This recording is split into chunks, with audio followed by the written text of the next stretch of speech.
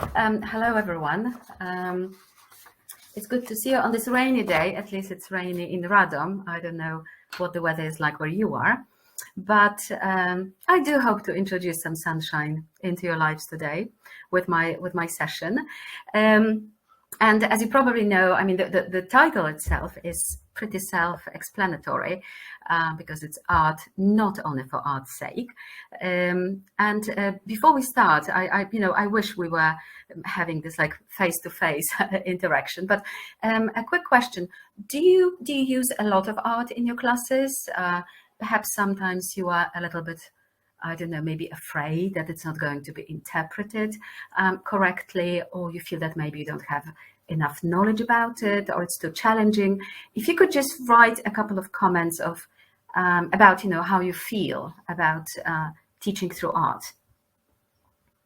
or maybe also how your students react to it, because it's not just about what we enjoy, but also about how our students react to it.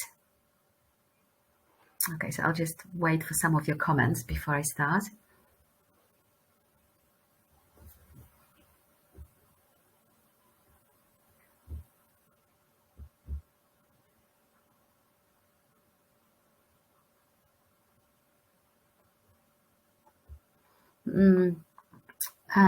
Okay, I'm just checking the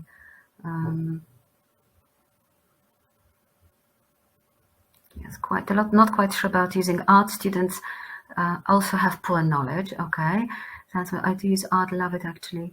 We talk about pictures, sculptures, we interpret them. Sometimes they're surprised, definitely. Oh, Edita, yes, hello. I know you use it a lot. Depending on the topic, most students know very little about art, so using it only from time to time. Okay, so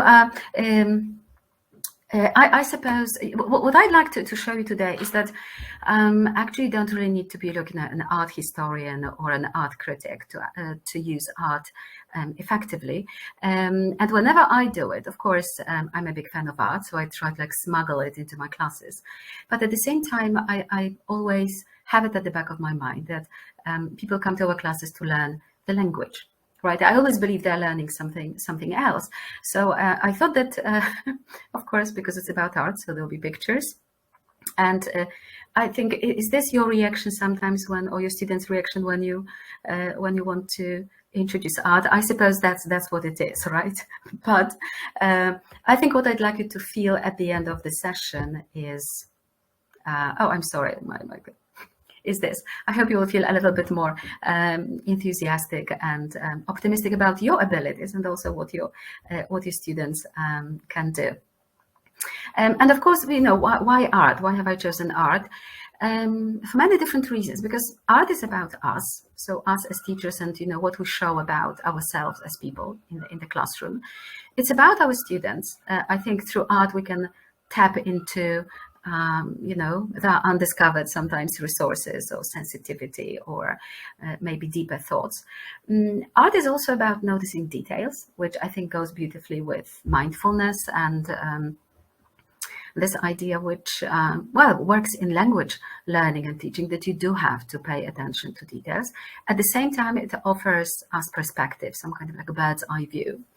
And it's of course about language and reflection. And I think if we have these elements in our classes, I think what else do we want? Well, we might want a couple of more things, and I think art is also about creativity, skills for the future and of the future, about critical thinking.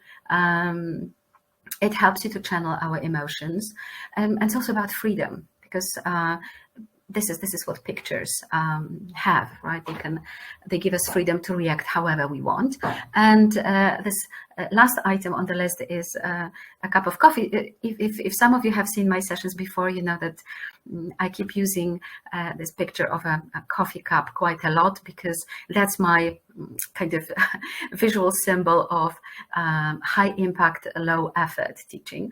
Although I don't think it's about like low effort on our part as teachers, because we do have to prepare for that. But I hope the exercises I will show you will give our students a chance to be productive and to create things, which gives us more time for coffee and then more time to practice.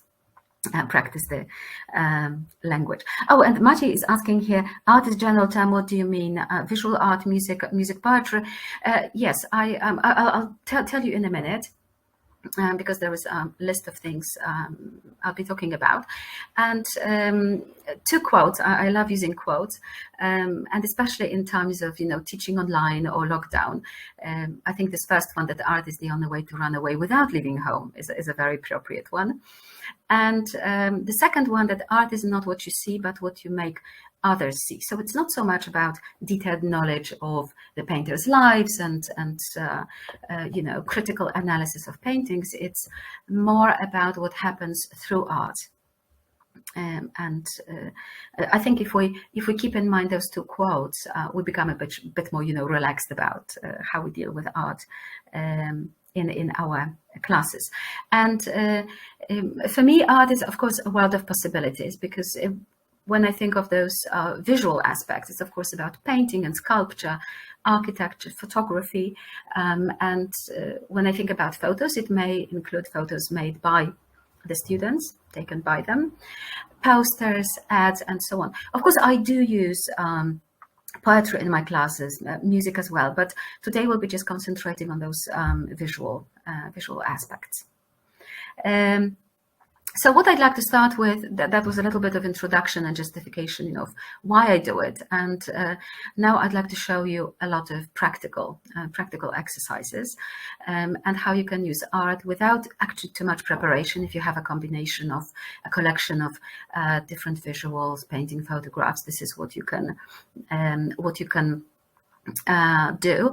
And the question could be simply, how are you today? I mean, it's such a common phrase, but it may turn out to be a little bit deeper if we ask our students to choose one of the illustrations to describe how they are feeling at that moment. And what is, I think, also great about art, that we can use it on so many different levels, right? You can use it with students who are not terribly advanced. You can use it with very advanced students. And I'll show you in a minute how I should do it. So how are you today? We can also ask, how is, I don't know, friend sitting next to you, or your best friend, and so on. And of course, they have to justify why a picture corresponds to how they feel. But for some people, that might feel, you might feel that, oh my God, but there is, where's the language? What do we do? So we can kind of expand the exercise by providing, first of all, a list of adjectives that might be useful. And again, they can be used as words which we have already taught, and this is just part of revision. This might be also an introduction to new vocabulary. And as we progress, we can add different, so to say, levels of vocabulary. So we can, after adjectives, we can go to phrasal verbs, or some phrases like flip out here, or fly off the handle, and imagine how they correspond to the paintings in the exercise. There is one more exercise which you can see at the very bottom, which I sometimes call like the week in review. So if a student decided, or have chosen, if somebody has chosen a picture that makes them feel a little bit anxious and so on, we try to, with more advanced students, of course, to think of like a week in review. So I ask them to see if they can find 5 words that would be a little bit similar in meaning, to express the same feeling. So through a collection of pictures, there is a lot of language work that can be done, both in terms of revision and introduction of new items. Now, another exercise I'd like to tell you about, and if you see that photograph, I suppose you may say, my God, it's not art. Well, it's not perfect, but it's a picture I took on one of my winter walks. And when I saw, I hope you can see those 2 little figures at the end of the path. And my first thought was, oh my God, why are they walking? I mean, what could they be doing here? When I came back home, I simply added that to Google Documents that I share with my students. I wrote, it's called The Art of Walking ×23, because I wrote 23 questions in Polish for them to be translated. What I'm going to show you now is a list of just a couple of them. The whole one would be probably a little bit too boring, and of course that's the English version. So what happened in those 23 questions is that they grew in grammatical complexity. So the first were about, like present simple, and then I finished with, conditional, so phrases, different, more advanced phrases. And I know many people say that translation is not terribly fascinating, but because answering these questions created a little bit of a story about them. But my students actually enjoyed it, although at the beginning I was wondering if it's going to be a good idea.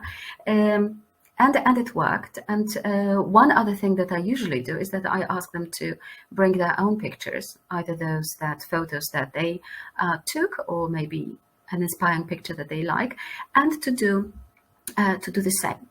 And of course, if you look at these questions, they are not terribly sexy, because it's like, did they take a thermos of hot tea? It's all kind of yes or no questions, but there is a solution to that as well, because after doing that translation exercise, you can go into the story a little bit deeper and change the questions a little bit. So instead of, have they got used to long winter walks, or do they go to this forest regardless of the weather, you could simply introduce why. Why are they already used to long walks? Why do they go to this forest regardless of the weather? And this is how a story can develop, and this is how we can use those questions for a variety of levels, if you have this, like a lovely list of questions in store. And of course you can use more ambitious art than my black and white picture for that, but I think the principle is clear. Okay, before I move on, let me have a look at the comments you're writing, because I'm interested in what you're going to say. Yes, you feel that students know little. My French students loved it. Okay, good. So let's move on. Another example that I'd like to share with you, and I called it the art of detail. I thought that this is something that can be used both with children, if you teach children. I don't. I teach teenagers and adults. But I think I've tried it on many occasions, with adult students who enjoyed it. And then I think what it combines is this idea that, to get into something, you need to pay attention to details, which then I try to I usually try to turn that into a discussion about, how they learn the language, how much attention they pay to details, to checking different meanings of words, and so on. But at the same time, I think if I just show the picture, many people would say, oh, I don't know what it is, or maybe they would feel a bit ashamed that they can't, so to say, decipher the picture. So those phrases on the left provide some help. They are not a big, linguistic challenge, but just looking for these details. First of all, I think it's kind of slows people down a little bit, gives them a little bit of time also to discover art and to see that it's not always very obvious, but it's done, how shall I put it, in a gentle way. And I've used it on many occasions, as if with even with advanced business students that I had, and they enjoyed it. So there is this universality in most paintings that can be used to our linguistic benefit as well in the classroom. Another, well, this series of slides I'm going to show you now was in a way inspired by many exam tasks and course book tasks, where we are asked, or students are asked to compare pictures. And again, I thought about doing it, for different students. These two pictures come from one of the apps, those apps where you can furnish your own home or your own room. And I simply took print screens of several versions, and they are just so simple, but at the same time so effective, because with let's say with beginners or students who are not terribly advanced, you can just describe the pictures and compare them. With more advanced ones, you can ask them to describe details in the paintings, in the background, in colors, and so on. So again, 2 simple pictures and a variety of approaches you can take. But of course, intellectually, let's face it, these 2 pictures are not very inspiring. This next slide shows you how to go, of course, a little bit deeper. And by deeper, I mean really like deep into the past. So we have a painting, from the 15th century and one from the 20th. And here, we compare how married couples were presented. Of course, it can later on develop into discussions about relationships, body language, all that stuff. But then, how can we invite students to look at comparisons? And there is. I'll show you graphically how to do it in a second, but I think for some students, maybe for teenagers, this previous picture might be a little bit more challenging. Most of them have no experience of like married life or relationships.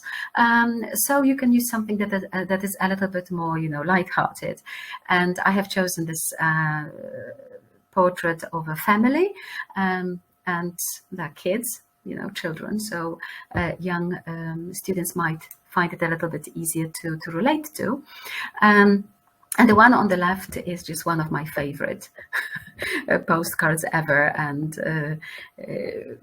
I think I've used it on so many occasions, usually to generate some kind of humorous content. But like writing diaries of the members of the family, especially of the cat family, can be a lot of fun. While at the same time, you're doing a little bit more serious language or grammar work. What you can do, and the way you can ask people to compare things, is to use Venn diagram, where you ask your students to concentrate on what those paintings have in common and on the differences. And I think that's a lovely way to introduce people also to, to more analytical skills, critical thinking, seeing what things have in common and how different they are. Of course, we can go a step further. And one of the combinations that I'm sorry, I just need to, yes, one of the combinations I prepared was Venn diagram, but with three circles, because that's like small collections of pictures I used with one of my advanced classes, and I added, the last picture kind of inspired by lockdown and time we spent online, and how separated we felt from people. And this was a very interesting class. It's true with advanced, kind of very thoughtful young people, but it worked, and so much happened in terms of critical thinking and drawing conclusions and discussion. And we didn't really spend that much time discussing painting styles, and they didn't really need any kind of deeper art knowledge to do that. If you enjoy comparing pictures, that's the website I'd like to recommend. There is a Turkish artist, Ugur Galen. He's also on Instagram, and he has a very, very interesting, sometimes a little bit disturbing collection of pictures which compare usually the wealthy West to scenes from all over the world, and a fantastic material for deeper thought, for comparing situations. So if you really want to have a lot of such materials easily available, that's the site to go to. Oh, and someone said cats, fantastic. Yes, cats. If anybody wants that, you can. I can. Well, the recording will be available. You can find this artist online, especially for cat lovers. He has a lot of fantastic portraits of cats, so you can use it with your students. That's Wait, somebody's writing. Could you please write? So he is. It is Ugur Galen. This is what you can see on the slide, right? So if you Google him, or if you just enter his name in on Instagram, you will find him. Yes. So that's him. Okay, now another exercise I'd like to share with you. This is something I think I prepared for one of my it was maybe first or second class we had online, and because I like talking about architecture. Of course, it took me, well, maybe 10 minutes to find appropriate pictures. I wanted them to be as varied as possible, and of course the questions: where will you spend lockdown? And after discussion, I wanted to make it more like grammar and let's say oriented. So everybody had a series of sentences or questions which they had to complete. So I'd prefer to not to, if I could. So as you can see, this is a list of structures that we have to practice over and over again, and they had to comment on like a chosen number of homes, and it's again very easy to prepare, and then you also have a little bit of control over which specific structures are practiced. All right, so this is what happened in lockdown, and I'm sorry, there is. This presentation is sometimes too quick for my mouse. Okay, another picture. I hope I think many of you will recognize the painting, but do you remember what that is? If anybody knows, don't be ashamed and admit it.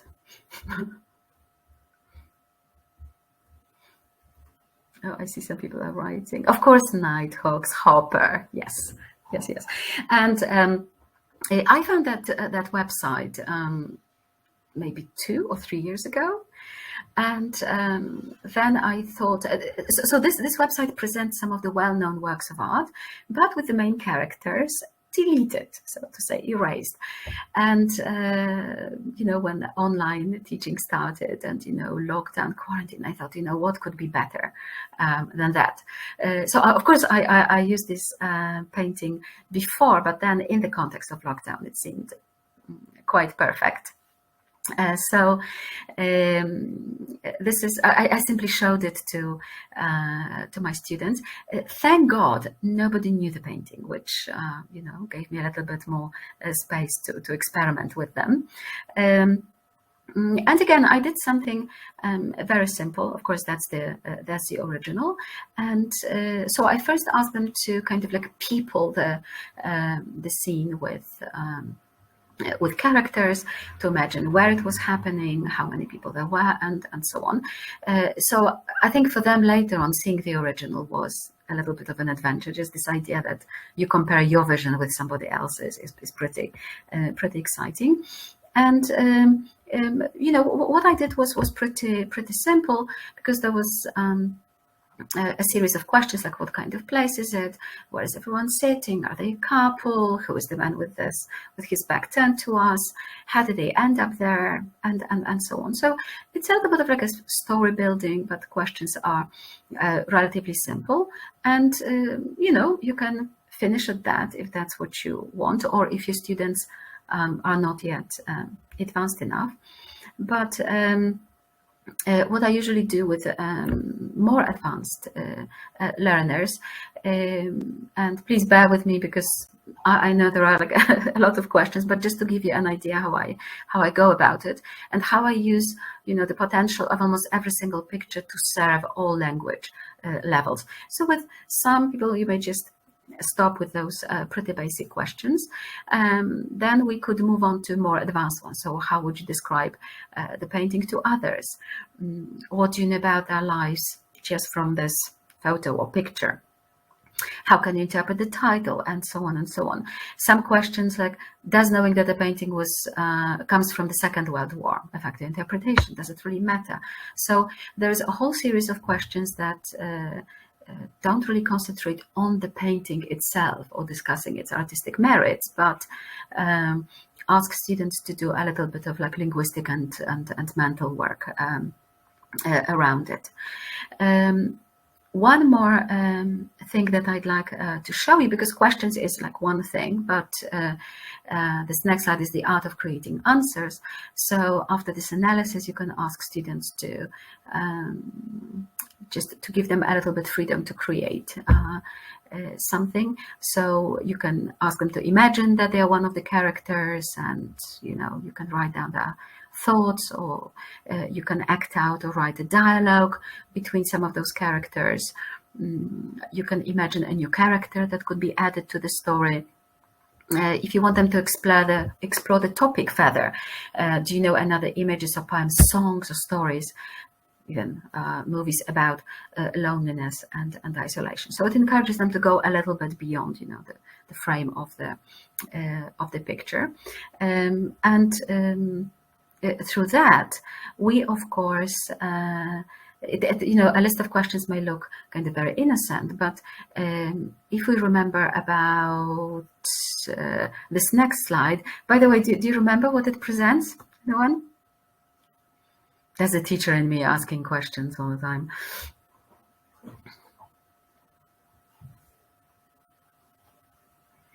Okay, somebody's writing, so I'll just wait a second. Yes, we have lower order thinking skills, higher order thinking skills. Yes, and this whole beautiful system, if you remember, it's called Bloom's taxonomy, and I think it's actually what I've done. I have this like printed out and laminated, and I just have it on my desk. So whenever I prepare something, I try to see if the questions or tasks that I prepare kind of correspond to those different levels of thinking skills. And one of the reasons I do so is that there is research that proves that many students are very good at sensing what their teachers demand from them. And if we concentrate on questions which only check if they remembered something and just understood basic things, this is how they will learn as well. So they are not going to spend time like analyzing or evaluating things or comparing them, but they will concentrate on just regurgitating knowledge. So this series of questions I prepared for Nighthawks, hopefully covers many of the aspects of moving from lower order thinking skills to higher order thinking skills. Oh yes, I did Bloom's taxonomy, of course. Thank you. So if you keep that in mind, I think it will also help you to generate your own, if you don't want to use other people's exercises or work, to generate your own lists. Now another, let's call it an exercise or a game, which is called 10 times 2, or the art of having a close look. So another invitation to look at details. And you have Picasso's famous painting, and I think this is an exercise which helps people maybe combat a little bit this fear of having to interpret art, because I think this is what actually stops many people, because if there is something they feel they don't understand, they are shy about it, they feel other people maybe understand better. But this exercise kind of I think takes that anxiety away. So what I ask my students to do is to write the title of the painting and the artist in the middle, and to write just 10 phrases, words, whatever it is that they see in the picture, and they have some time to do it. And as you can see in this example, there are two colors. And why are there two colors? Because first you complete this task for the first time, and then after some time you do it again, and you add new elements using a different color. So that's what the process looks like. So you ask them to look at the image for at least 30 seconds, and then they list words or phrases that are related to any aspect of the picture. Right? Some people might write, something that has this interpretative value. Some people might just make a list of objects or people that they see, and then you repeat the the process. You look at it again, and you add more words or even phrases to the list, and you do it in a different color. So after 2 30-second exercise, you end up with a list of 20 words from your students, which I think is a pretty good result. Of course, you can elaborate and kind of expand this exercise, because you can ask them to maybe just make a list of only verbs that they see in the picture, or nouns or adjectives. Maybe concentrate on only positive or negative words, or maybe a list of topics for discussion that this picture generates, or sometimes simply associations that they might have. And again, as you can see, one painting, one photograph, one picture, and so many possibilities that open in front of us while we are having coffee. Somebody's asking, do they do it in groups, pairs, on the forum? I think I've tried many different ways. Sometimes it's simply individual. Sometimes I had a group once where there were 2 or 3 people who really loved working on their own, so they worked on their own, others worked in pairs.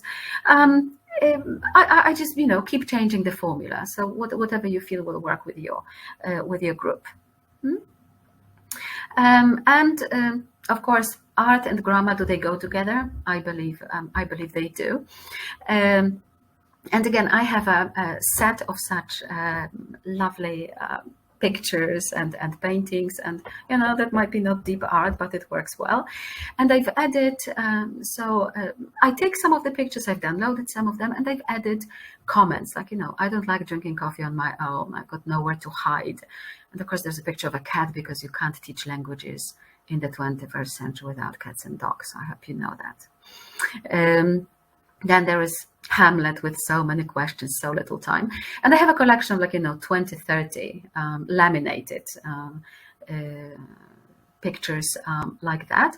And then what I do, of course, they can be used for conversation, but what I ask my students to do, just before I move to another one, there is a list of grammar structures which, let's say, we've just learned or practiced, and I ask them to comment on these pictures using a specific grammar structure, or using a specific list of words that we've just learned. And you can again use it with relatively low groups. You can use it with advanced ones, and again, they are so universal that they work every single time. Of course, I sometimes get bored with them, so I change and keep adding to my collection, but it's pretty extensive. Another thing you can do with just one picture to practice grammar. I once used this picture, this painting by Tamara Łępicka, and again, let's say you want to practice past, present, future, and you can again go for simple solutions, because maybe that's what your students need. So how did she spend her day? What is she doing tonight? What will she be doing at the weekend? But you can also check, so to say, grammar, but also invite them to look into things a little bit kind of more deeply. So that was, just to explain, this was like a poster she made, I think, for 1928. So more than 10 years before the Second World War, edition of a magazine which discussed freedoms that women were able to kind of like secure for themselves. And then I thought, so what freedoms did she enjoy in 1928? Which is, of course, a question about the past, but it also invites them to do a little bit of research. And I usually give my students then a little bit of time so that they can finally use their mobile phones officially and not under their desks to find a little bit about it. Now there might be a topic for discussion: what freedoms do women enjoy nowadays, right? Are they threatened in any way? Is it the same like in 1928? And also another question, so what will the future be like? So I hope you see that with, again, one painting, you can do so much and adjust it very easily to whatever your students need. Yes, and that interesting and universal. And yes, this is why this potential, universal potential, is what I like so much about it. Okay, and one more slide about the art of grammar, and this is my way of introducing art that people might have, different reactions to, and because I love Kandinsky. But many of my students, when they see him for the first time, they say, oh. And I remember one of my students said, "I'm confused." I said, "That's fantastic, because we can use this confusion to create something." And what I did, so my students got many different paintings, and everybody had this grammar spinner that you can see to the right. I did it with my more advanced group, so there were structures that I wanted them to revise, like inversion, I wish, supposing, conditionals, despite, and although. And the moment they get a picture, they have to generate sentences that will illustrate every single grammar structure that they can see on the grammar spinner. So if everybody gets, let's say, 4 or 5 pictures during that exercise, if you multiply it by 5, it means that they all produce 25 sentences, right? So like 5 in each grammar structure that I want to check. It's quick, easy to prepare, but it involves, it's like high impact for students, really low effort for us. Okay, I'm just checking because somebody's writing something. My chat window is pretty small, and okay, I'll check it in a minute. And of course, when it comes to this grammar spinner, I have several versions. I have a very simple one, like present simple, present continuous, past simple, and then you can use it in such a nice variety of ways. Okay, and let's move on. I think Renata's writing, abstract art is such a powerful tool, even for story. Yes, absolutely. So, and I think that sometimes we feel that maybe things will be too challenging for our students, but then they kind of disappoint you, but in a lovely way, because they suddenly show a lot of insight that maybe we don't see with other types of exercises. So I really recommend at least trying. Now, what can we do with Instagram? I follow a lot of museums on Instagram, and I think that if somebody suddenly asked me to, stand in for a teacher who is ill, I would take, 2 print screens from, this one is from National Museum in Warsaw, which I recommend because they have nice Polish descriptions, but also short descriptions in English of the paintings they show. Many of the comments are very humorous ones, and you can use them as, I don't know, like a translation, a bit of a translation exercise. And teachers of other languages, of course, you can do it with, like, I don't know, the British Museum or any other museum, and turn that into a translation exercise. But this is what I did in one of my classes. I showed them these 2 print screens. They were pretty random. I just made sure that they show complete pictures, and these were the questions and the tasks. So what could be the title of the exhibition where the photo was taken? So they can choose first just one photo, or one sculpture, whatever it is. Then they can choose 3 or more, or maybe 2, and compare them. If I usually, because I love using quotes, and there are some quotes that are usually displayed around the classroom, so I ask them to match the images with quotes on the wall or on the screen if it's part of an online lesson. But of course, my ready quotes for online lessons mean that I have to, of course, prepare it beforehand. Then you can ask them to select 5 photos and find connections between them, and invite them to be kind of creative. So the more unusual the associations or connections, of course, the better. And if you think of how much language production and thinking goes into that on the part of the students, and how little effort on yours, I think it's like a nice idea to follow. Oh, can you give an example of a sentence the students made using the Spinner and Kandinsky? Yes, when I was doing that with inversions, I was just, never have I been confused, so confused in my life. And there was sentences like, although I've never liked abstract art, I will explore Kandinsky. So some of them were like, pretty standard, but once somebody said, never will I look at this picture again, because somebody didn't seem to be very enthusiastic about Kandinsky. So and normally if you ask students, oh, could you produce a sentence with inversion, they would probably roll their eyes or try to find an example in a course book or somewhere. And with pictures, they went a little bit wild, so to say. Okay, and then as a kind of small follow-up to Instagram Museum, it's about things you see about people and things you don't. If you just look at that Instagram account, and this was a print from my Instagram account from some time ago, and I didn't tell them that, of course. So I said, whose account is it? So what kind of person is it? Compare it with yours. See if there is anything similar. What do you think about this user's bio? What do you think this person would? What kind of information would they want to reveal about themselves? And I know we have just like 5 minutes to go. I'll try to be quick.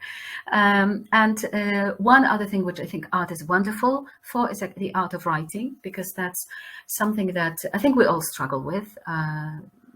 There are some students who enjoy writing. I think the majority don't. And there is a lovely kind of technique which I use, and just to explain it very, very briefly, this is a picture of Dorothy Counts. It was World Press Photo of the Year in 1957. I know it's like a long time ago, but it shows Dorothy Counts on her way to school, to her college, and she was at that time she was to be the first colored student in that school. The man next to her is a professor at that college, but also a family friend. Behind her are some boys who kept, teasing her on the way. And if you look at the dramatic potential of that picture, it's of course there. But how can we use it in writing? And there is a lovely technique which is called raft technique. And I added this picture of a raft because I think, it saves our life as teachers.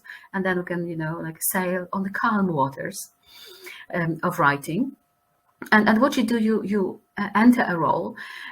So first of all, you have to think about, who you are in that piece of writing, who you are writing for, so who your audience is, what kind of format you're choosing. Are you writing a letter, a review?